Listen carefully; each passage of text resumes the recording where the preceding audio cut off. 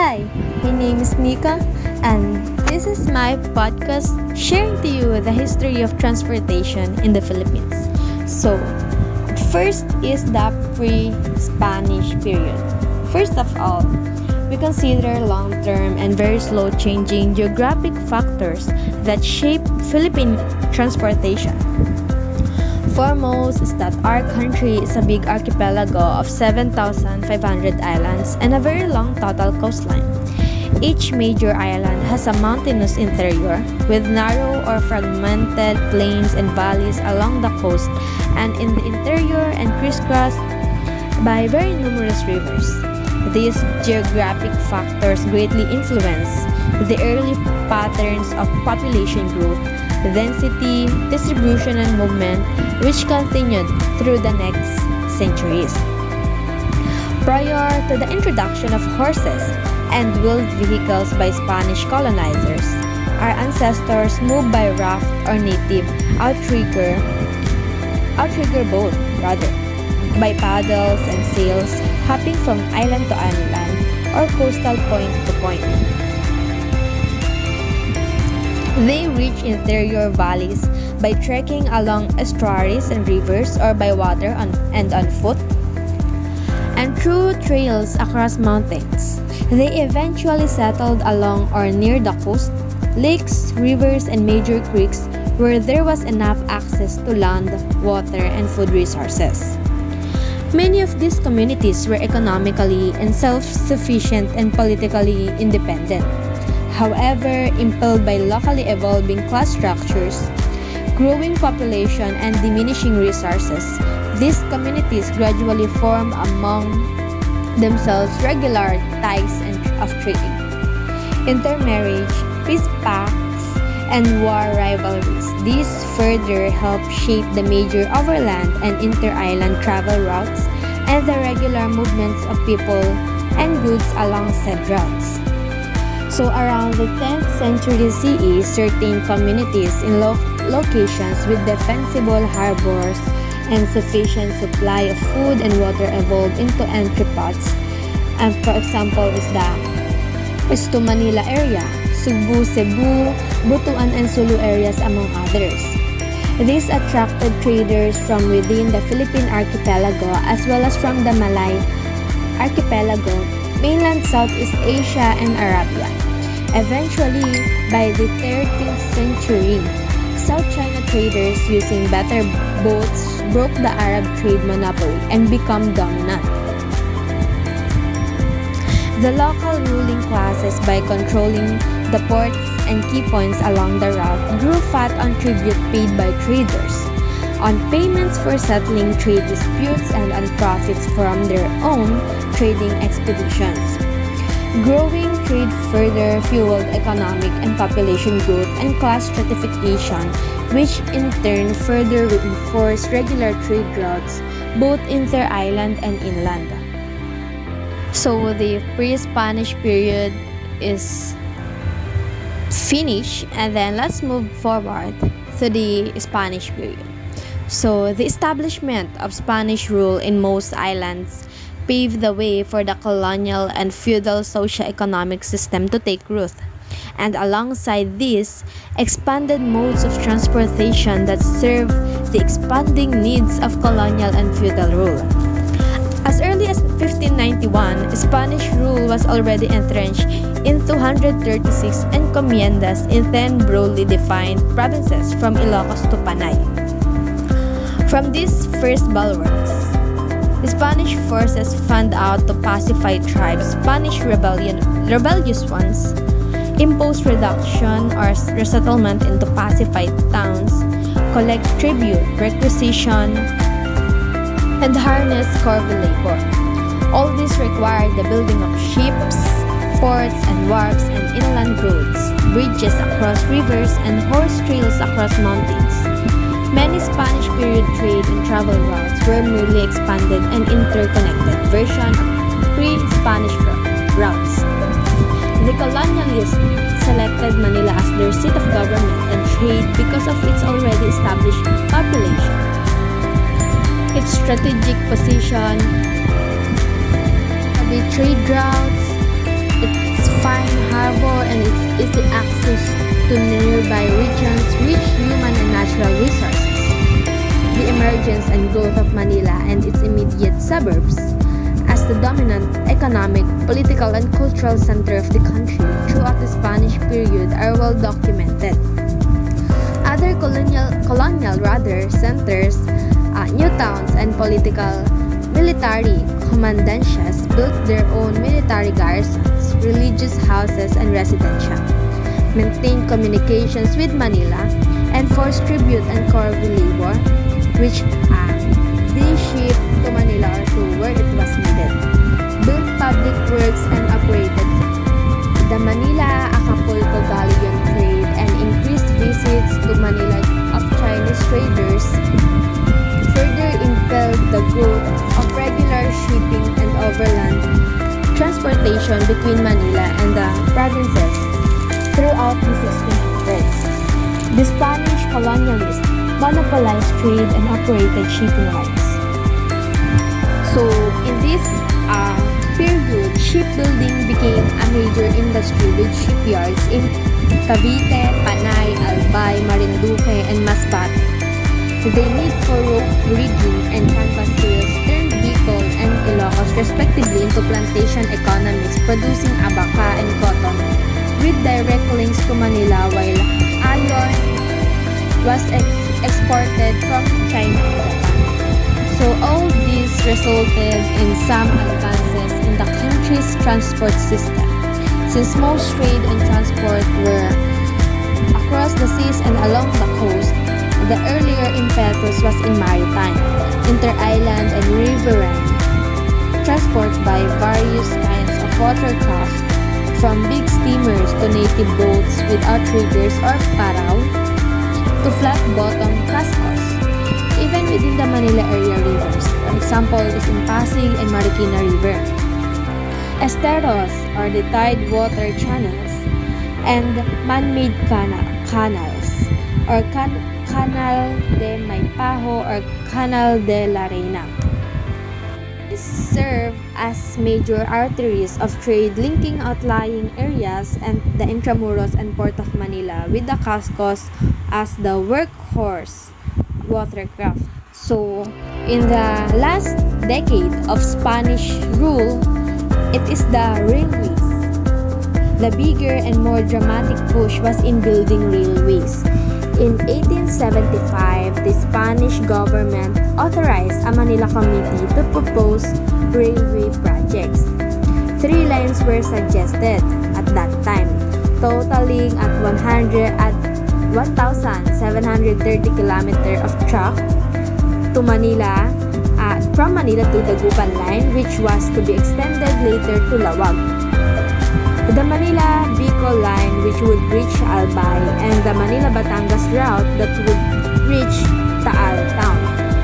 So, fast forward in 1878, a Manila Public Works official proposed a streetcar system or tranvia with 5 lines, with Plaza San Gabriel in Binondo as main hub. The lines were to run to Intramuros via what is now called as the Jones Bridge, to Malati Church, to Malacanang, to Sampaloc, and to Tondo. The system was built by a Spanish firm. It is called as La Compañía de Tranvía de Filipinas from 1885 to 1889. So at that time, the Malacanang line was dropped in favor of the Malabon line, which started operating in 1888 to serve Malabon cigar-making factories like milk fish ponds and a British-owned sugar mill. The Malabon line ran on 4 German-made steam locomotives with 8 coaches, and it is composed of 9 passengers each, while the other 4 lines were horse-drawn or omnibuses for 12-seated and 8 standing passengers. The system became very popular with commuters. So, the single largest infrastructure project during the Spanish period was the Manila-Dagupan Railroad, and it was built from 1887 to 1892. with a short spur line from Tutuban to the Binondo Quay of the Manila port. It was an early PPP model. It is the Manila government shouldered all the risk and awarded the BOT rights to British-owned Manila Railway Company. The Gupan was probably chosen as the northern terminal of the railway because it was the single most important shipping point through which rice and other farm products from Pangasinan and northern Tarlac were gathered and shipped to Manila. Prior to railway era, the Manila-Dagupan line referred to steamers regularly plying the marine route. Note that the two other planned lines is to Bicol and Batangas. It was shelved because it is due from financial problems and the outbreak of the Philippine Revolution. It would take the U.S. colonial regime to continue where the Spanish regime left off. So while the steam engine started to make itself felt in long-haul land transport, traditional horse, mule, and carabao power continued to predominate the field.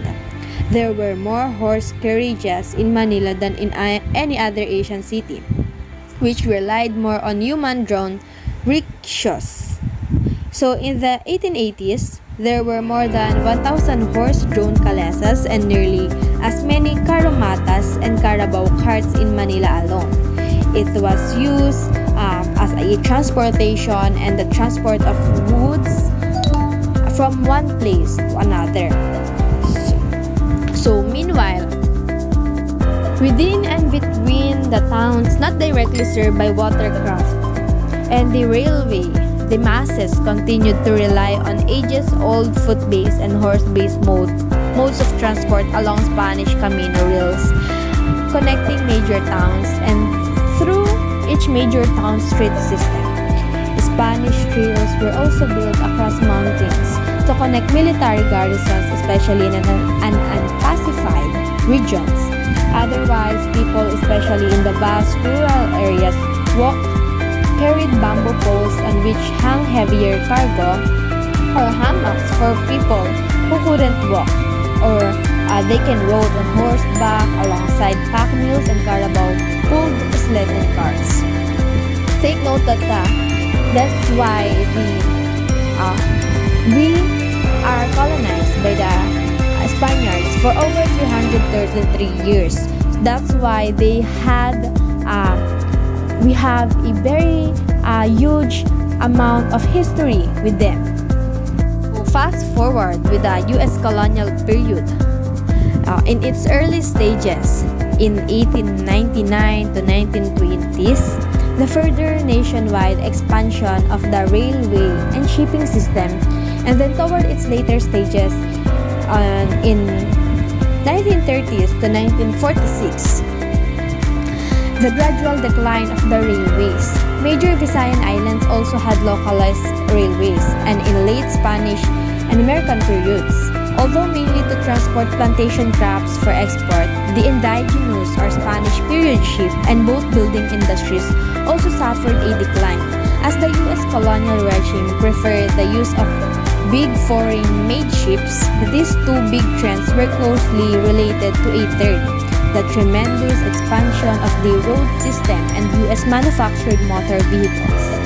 So, these three major developments and other changes in the U.S. in the transport system were part of the U.S. economic policy of expanding and enhancing the colonial pattern of trade initially established in the last 50 years of Spanish rules, where export crops, imported finished goods, and converting its local feudal base into a semi-feudal one. Colonially encouraged industries, the light industries, and related commercial activities flourished in and around Manila and a few other port towns. In addition to mining and logging in outlying provinces, this further impaired the impactions of the transport system. So by the start of the American colonial period in 1898, features of urbanization had begun to overflow from the city of Manila to their surrounding towns, which were soon covered by the new Rizal province, thus the convenient and long-accepted term Manila Rizal. Manila's dominant role attracted migration from the provinces, which had started even during the Spanish period and encouraged the gradual urbanization of adjacent towns, which had started in the 1930s. The population of areas that now comprise metropolitan Manila increased rapidly from less than 75,000 rather at the start of the 20th century, and by the late 1941 it boosted up to 900,000 population. So urban growth also accelerated in smaller cities such as Baguio, Angeles, Cebu, Iloilo, and Davao.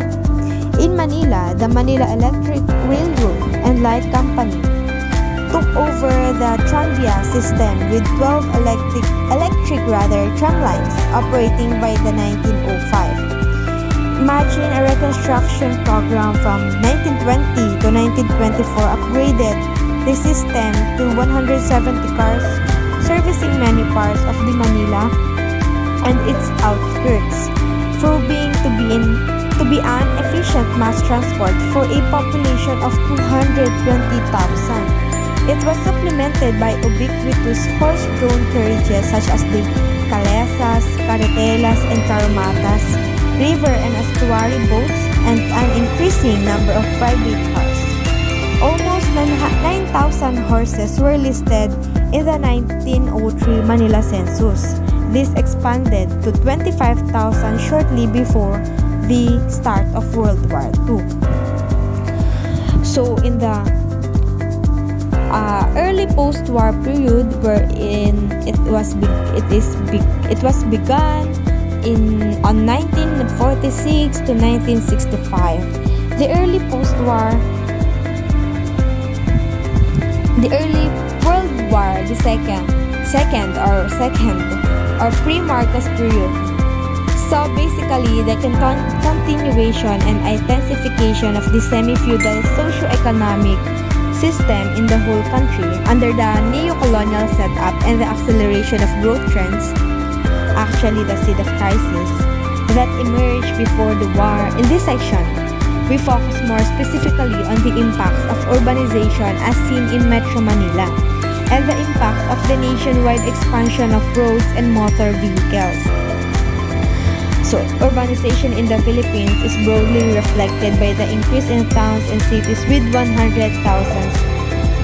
residents or more from 9 in 1900s to 21 by the 1970s. More clearly, this seen in the big jump of residential populations in the charter cities from 3.9 million or 40% of the total population, and that was in 1960, and from 1970 it was 20% of total or over 7.4 million. Take note that this urbanization did not reflect real industrialization but the growth of non-industrial activities outside of agriculture and serve the semi-feudal economy and semi-colonial system. So, during the World War II, it destroyed much of Manila and displaced many urban communities. The post-war reconstruction period was generally unplanned and chaotic despite government planning efforts.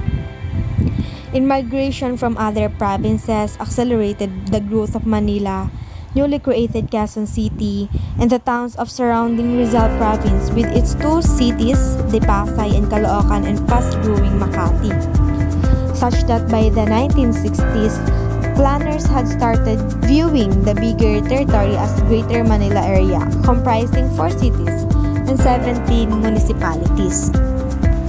So during the World War II war, it destroyed a lot of infrastructure, including bridges, railroads, and Manila's tranvia or the electric tram system. Not to mention killing of the huge pre-war horse population. Japanese war reparations poured in supposedly to help rehabilitate infrastructure, but much of it was pocketed by corrupt bureaucrats and public works contractors. While the PNR operation struggled to survive, the Tranvia system was finally abandoned. This created huge deficits in the urban and interprovincial transport, which were soon filled up by jeepneys from reconditioned military surplus motor vehicles and buses initially made from converted military trucks. Nevertheless, road building dramatically expanded together with increases in motor vehicles. The bus transport or the PUB companies began to dominate provincial routes, competing with PNR in Luzon. The rise to dominance of the urban jeepney at first, a small AC or the autocalesa, later bigger capacity or the PUJs, and its gradual expansion to nearby provinces also date from this period. Private car ownership also expanded, but the price of imported, mostly the US-made cars, limited ownership only to the wealthy and the upper middle class and government private officers. The history of the local automotive industry, especially those jeepney assemblers, for example, is the Sarao, Francisco Motors, and others. They struggled to survive on a thriving local market until they were eroded by US and other foreign firms. While the import substitution local strategy of the 1950s clearly encouraged the patchwork development of certain manufacturing that helped nudge local jeepney assembly forward. These proved short-lived and should provide valuable lessons for future attempts to kickstart local automotive manufacturing. So another significant development during this period or the period of Marcos, this was the rapid depletion of forest resources and shrinkage of frontier lands. The remaining frontier areas in northern Luzon, Mindanao, and Palawan, Mindoro were gradually filled up with the new towns, which were eventually interconnected through new roads. Many of them is the old logging roads and smaller ports and wharves. Marcos would later take advantage of this by launching an ambitious infrastructure program in which he and his cronies would benefit. So, a fast forward in the Marcos area, because we mentioned him. During his time is on 1966 to 1986. That was 20 years. The infamous Marcos era from 1966 to 1986, including the 14 years of fascist dictatorship. So that is the further worsening of semi-colonial and the semi-feudal system. Despite superficial indicators of economic growth viewed as factors for changes in the transportation system, the overall trends established in the past period continued. These include a fast-growing population and the chaotic urbanization, the dominance of export-oriented production amid the exhaustion of frontiers, deepening semi-feudalism, and the rural stagnation devoid of real industrialization. So, Marcos, so-called in the 11 industrial projects, were mostly failures at that time. His ambitious economic program led only to more export-oriented processing in EPZs in selected urban or near-urban areas, in addition to intensified mining, logging, plantations, foreign-funded mega-infrastructure projects, a continuous nationwide tourism campaign, and the so-called Green Revolution that claimed to increase farm productivity at precisely that time when landless peasants could no longer open new frontiers. So the rise of the revolutionary movement has also been mentioned as a general factor that influenced certain concentrations of infrastructure development. Massive militarization in particular demanded rapid access to to interior areas where the CPP-NPA's guerrilla fronts were gaining strength. All this meant an unprecedentedly massive national infrastructure programs of building highways and roads, bridges, ports, airports, and related power, water, flood control, and other facilities. The NLEX, SLEX, and Maharlika and associated public works and feeder roads were basically completed during the Marcos period. Road building went hand in hand with the massive importation of assembled and CKD cars and trucks. The comprehensive car manufacturing program implemented during this period it resulted in certain parts of the long car production process, mainly chassis and body building, being located at the Bataan EPZ. The result was cheap so-called Asian utility vehicles, or the AUVs, such as the Ford Fiera, Toyota Tamaraw, and the GM Harabas, which became the workhorse delivery vans, as well as the alternative jeepney make for the next decades. Marcos could credibly boast of a greatly expanded infrastructure and transport development during his 20-year regime, but their essential impact was to better serve the semi-colonial and the semi-feudal system and to generate immense profits for the ruling classes, and as well as humongous sources of monopolized corruption for the Marcos Romualdez fascist autocratic clique. In 1975, Marcos decreed the creation of Metro Manila. It was composed then of 4 cities and 13 municipalities and later renamed as the NCR. And they created the Metropolitan Manila Commission, or the MMC, to manage the region at first class. The Marcos Plan for NCR was a grand showcase for urban planning separated by Imelda's Ministry of Human Settlements, a technocrat's dream where everything had its own proper place. The network of old highways and roads around and within the Metro Manila was neatly reworked into a systematic grid of circumferential roads such as the C1 to C6 and radial roads such as the R1 to R10. This was adopted supposedly as a strategic and rational framework for transport and regulated land use plans. Across Marcos also created the Metropolitan Manila Transit Corporation, or the MMTC. By decree in 1974, he declared that it was state policy to rationalize and integrate public transportation services. Note that the MMTC would be one of the very few and modest Marcos era successes appreciated by urban commuters. Take note that throughout the 20 years of Marcos' rule, the 6 major urban transport studies were conducted, and all of them result in important recommendation on setting up a rational mass transport system to improve Metro Manila traffic and solve its transport woes. These were the UTS MMA on 1971 to 1973, the Metro Plan in 1976 to 1977, the MMUTIP 1980 to 1981, the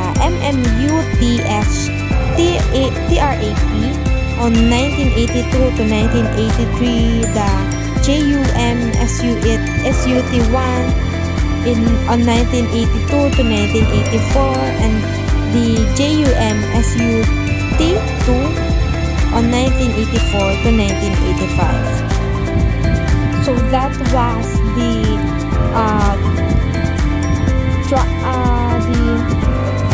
Marcos era, the 20-year regime of Marcos, where the NLEX, SLEX, and the other transport were created. So fast forward when the jeepney was called as the king of the road.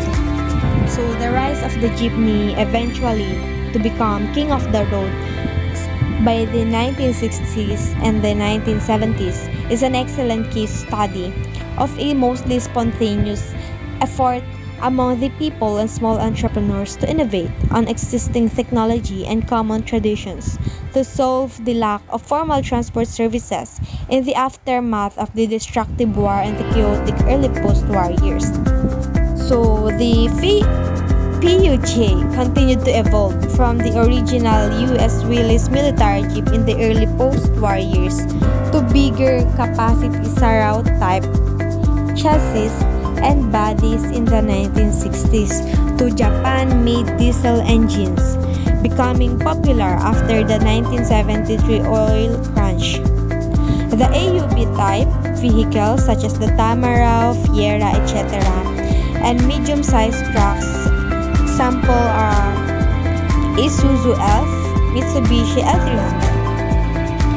The jeepney also boasted other technical innovations that allowed it to carry heavier payloads, fly rugged and unpaved mountain roads, and ford river crossings. The same hybrid technology also branched out into the locally fabricated minibus, which apply to serve Metro Manila's connection with adjacent provinces, becoming very popular in routes Cavite, Eastern Rizal, and Bulacan.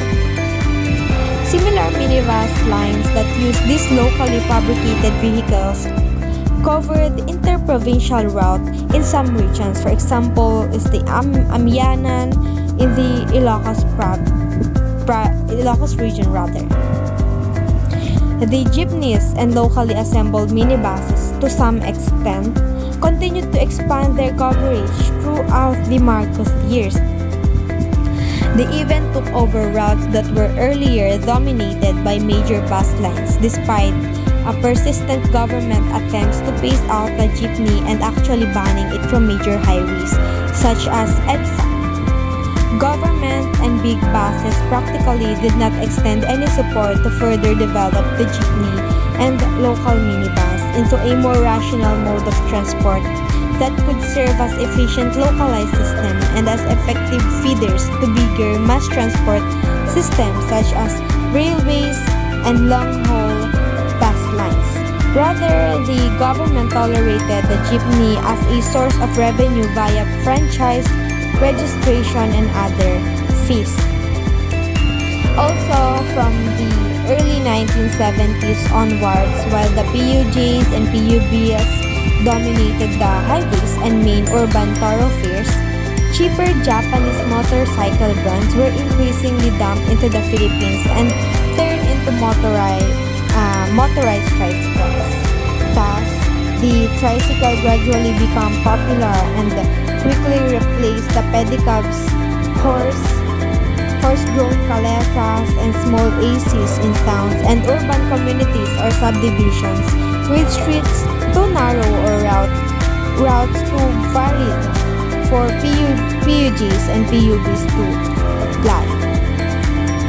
So at that time, the business of owning and operating jeepneys, motorized bankas, tricycles, habal-habal, and kuliglig for passenger and freight service became a popular small-scale investment among the urban and rural petty bourgeois, including balikbayan OFWs who had saved up modest amounts of capital. Driving them became a typical part-time or full-time gainful employment for landless and unemployed or underemployed people in both urban and rural areas. National bourgeois and petty bourgeois businesses comprise an entire semi-formal industry, which took care of fabricating vehicle bodies, reconditioning, reassembly, overhaul, and repair of engines and transmissions, machining of spare parts, trade-in parts, and accessories, and so on. Examples are Sarao, Francisco, Amianan, and Lipad Motors. Note that the Note that that jeepney are not the only one mode of transport here in the Philippines. There are also tricycles, the pedicab, habal-habal, and the kalesa. So, let's move on to tricycle, wherein tricycles are less visible in major highways in the Philippines. Being smaller in size, they are used in short distance travels and are most commonly seen on the side streets, subdivisions, smaller cities and towns. In some instances, tricycles are hired to ferry people and merchandise from the market. You can ride tricycles along with other passengers and pay an average rate, or you can ride it privately, or what they called special, wherein you pay a higher rate or the equivalent rate of the number of passengers. So as of the average rate of the tricycle is 8 pesos each person, but when you are going to ride it on what they call special or private, you will pay 30 pesos approximately, but that was on 2019 or 2018. But now I'm not aware what are the average rate as of 2020 of the tricycles because of the COVID-19. Maybe it become more higher because of the pandemic rather, and because there are limited persons that are riding a tricycle, and limited because of the curfew. That's why I think the rate of the tricycles now are much higher than the post-COVID-19 period. A pre-COVID-19 period rather. And number 3 is the pedicab. It is manpower, quiet, and it is environmental friendly mode of transport. Also goes by the name padjak or trikad. Pedicab is a bicycle with attached sidecar, much like a tricycle, though they are a silent version, and uses human pedal power to transport passenger. This type of transport is more commonly allowed to travel in some secondary streets, small towns and villages, or areas where jeepneys and buses are prohibited. So the capacity of the pedicab is 2 to 3 persons per ride. So when I was in Manila, I experienced riding on a pedicab wherein I pay 20 pesos only because it was a short distance and I was going to my school. I was going only to my school at that time, and the school was